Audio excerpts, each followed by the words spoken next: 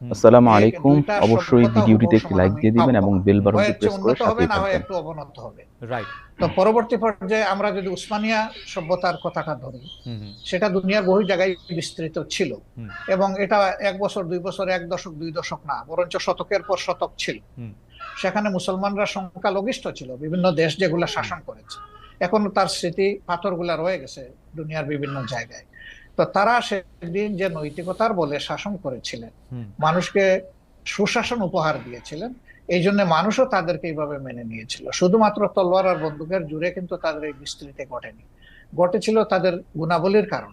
এবং সেই গুণাবলী তারা কোরআন সুন্নাহর গুণাবলী ধারণ করেছেন বলেই বিশ্বকে তারা শান্তির দিকে নিয়ে যেতে পেরেছিলেন এবং মানুষও তাদেরকে আনন্দ চিত্তে কোরআন মেনে সুন্নাহর নিয়েছিল। কোরআন কিন্তু সুন্নাহর যুগের ব্যবধানে সেখানে যখন কোনো দা পরিবর্তন বা বিকৃতি আসলো, জি, তখনই মানুষও ক্ষতিগ্রস্ত হলো, এই শাসন ব্যবস্থাও ক্ষতিগ্রস্ত হলো। কোরআন সুন্নাহর গুণাবলীর কথা আপনি বলছিলেন, কিন্তু আমরা কিন্তু